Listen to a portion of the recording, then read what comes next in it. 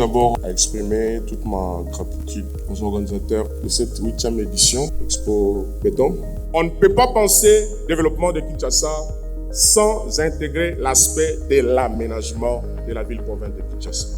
Cet aménagement passe avant tout par une planification en amont. La planification en termes d'outils.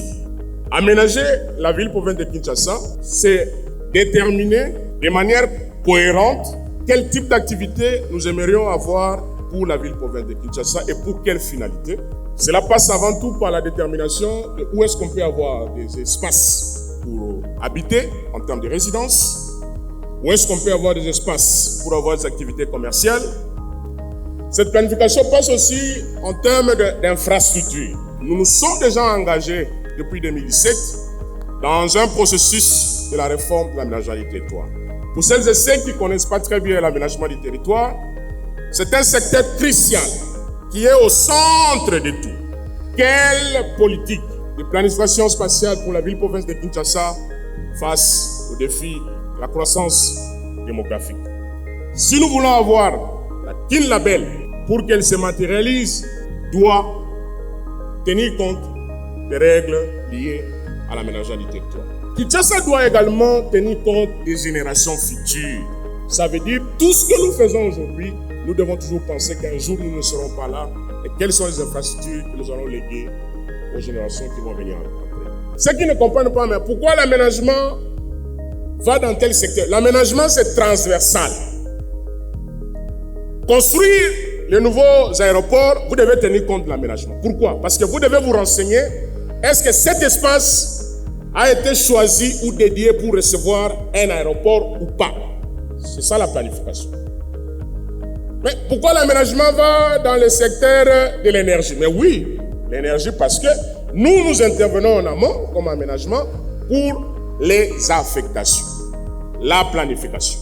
Et lorsque nous nous affectons, lorsque nous avons planifié, ça ne veut pas dire que nous croisons les bras. Nous allons suivre comment cet espace physique de notre pays est utilisé pour éviter des phénomènes d'éboulement, pour éviter les phénomènes d'érosion, pour éviter toute occupation qui ne soit pas conforme à l'affectation au préalable de cet espace-là. D'où il y a un service qui a été créé qui s'appelle l'ONAT, l'Observatoire national d'aménagement du territoire. Ce service a pour rôle de constater l'utilisation de l'espace physique et de faire stopper tout mauvais usage qu'on fait de l'utilisation de notre espace physique de notre pays. Ce que je fais ici, excusez-moi, on n'a pas assez de temps parce que ça demande des explications et être à votre écoute. D'où nous avons mis en place ce qu'on appelle le PAGS, le plan d'aménagement pour la justice sociale. Où nous viendrons vers les urbanistes. Nous irons à la rencontre des sociologues, des économistes. Parce que, vous savez, on parle de la question comment nous allons gérer ces défis démographiques avec quelle politique pour la ville de Kinshasa. Mais ce n'est pas une question qui peut ça ne peut pas s'arrêter seulement comme on est assis là. C'est une interdisciplinarité. Il faut parler avec des économistes. Il faut aller vers les sociologues pour qu'on essaie de nous expliquer comment on est parti de 400 000 personnes à 17 millions. Est-ce que c'est parce que les gens sont au chômage, ils sont à la maison, qu'il y a cette prolifération aussi rapide? Il faut faire des questionnaires. Voilà, les sociologues interviennent. Parce qu'il faut trouver une réponse sociologique à cette démographie galopante. Quelle va être la vie de Kinshasa en 2040? C'est extrêmement important que vous sachiez qu'est-ce que le chef de l'État est en train de faire, qu'est-ce que votre gouvernement est en train de faire. Qui dit gouvernement, c'est une équipe. À la fin de la journée, il faut que ces efforts, ces réformes puissent concourir à l'amélioration des conditions de vie de la population. Parce que vous l'avez élu, le chef de l'État Félix, vous travaillez pour la population et son gouvernement, derrière le pilotage de Madame la Première ministre. Nous y travaillons, c'est vrai.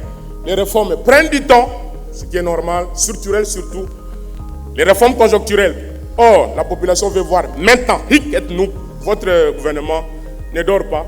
Nous aimerions aussi, de temps en temps, au-delà des critiques acerbes que nous recevons des fois dans les réseaux sociaux, mais qui ne nous découragent pas. Au contraire, ça nous motive de travailler encore pour vous, parce qu'il y a eu la majorité écrasante des Congolais qui ont choisi le chef de l'État, qui a dit hier ici qu'il faut désenclaver les territoires. Nous y travaillons. Qui a dit hier ici qu'il faut encourager les quelques privés que nous avons. Les opérateurs en tout cas économiques que nous avons dans notre pays. Le gouvernement n'a pas vocation à vous faire partir. Non, le gouvernement doit vous accompagner. Et c'est ce que nous faisons. Félicitations à celles et ceux qui ont choisi le Congo comme leur deuxième patrie. Merci pour les emplois que vous avez créés. Nous en sommes reconnaissants, comme le chef l'a dit. Et le gouvernement de la République doit travailler à vos côtés, comprendre vos problèmes. Pourquoi pas? Moi, j'ai vu un opérateur qui est allé même à Kinkole faire un développement immobilier. Moi, quand j'observe ici, à côté de Grand Hôtel, je vois des Congolais venir faire des photos. Ça devient un lieu touristique, mais ça fait plaisir. Ça, ce sont des investissements privés qu'on ne peut pas cracher dessus. Croyez à notre pays, ce grand Congo. Croyez à notre chef de l'État et croyez au gouvernement de la République. L'avenir est meilleur. Je vous remercie.